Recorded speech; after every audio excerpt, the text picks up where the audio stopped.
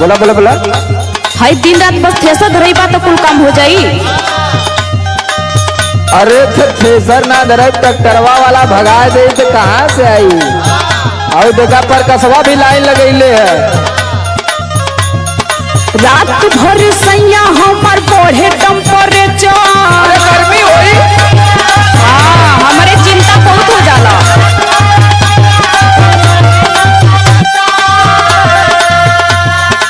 Cooler में रहा, cooler में। रात भर सैया हमार बढ़े टेम्परेचर। तू धरावेला थ्रेसर, तू धरावेला थ्रेसर।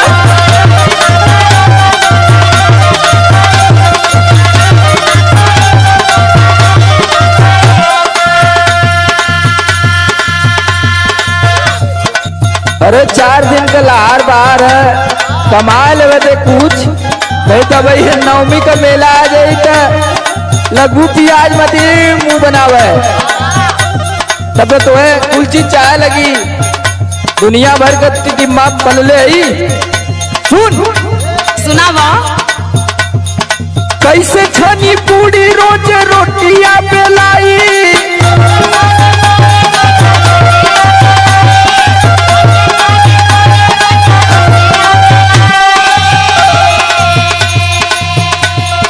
कैसे छनी पूरी रोज रोटियां बेलाई। धना बेला नहीं लाई, धना बेला नहीं लाई।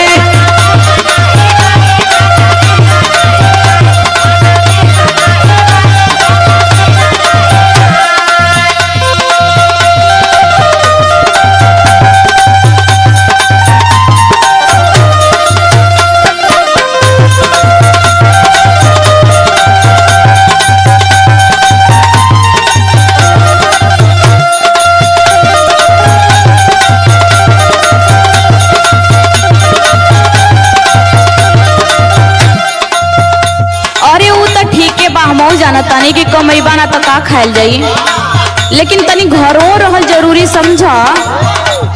हाँ तो रही घरे, अब मंगवा लिया तो कुल व्यवस्था। सुना सुनावा।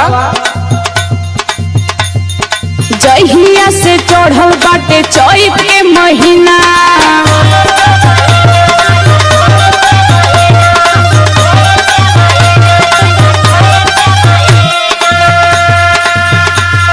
सुतेला ना घरवा पलम एको दिना। तनी घरों रहे सीख। हाँ घरवा सूत के बुखारी है। जहिया से चढ़ल बाटे चैत के महीना। सुतेला ना घरवा पलम एको दिना। दाबी दाबी तकिया बिगोर जाला नेचर। अरे टीवी देखल कर पगली, टीवी मोबाइल में टिकटॉक पर वीडियो बनावल कर टाइम पास हो जाई। देखा थी कुल मेहरारू बनावत थी। हमरे ना आवेला हो। यह खाली तोरे ना वाला। अरे संदीप राज उर्फ राज से सीख ले, वो तो टिकटॉक का स्टार है। दाबी दाबी तकिया बिगोर जाला नेचर।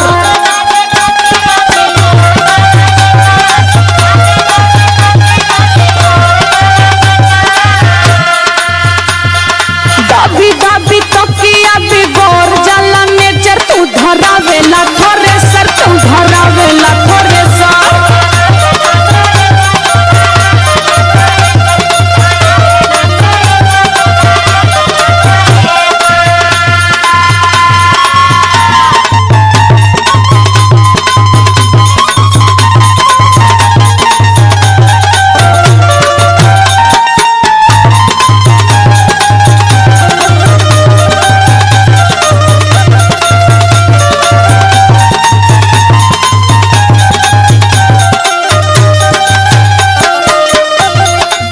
अरे तो हम अगर घरवा बैठे तो कैसे कुल व्यवस्था चली। हाँ वो तो है ये बा। तू खुद समझदार है, तू के सब प्रेशर फ्रेशर ना लेवे चाहिए। का करी हो तो और चिंता ना होखे लगेला। हाँ बड़ी चिंता वाली तू भले। घरवा में सूत के काटब जब चानी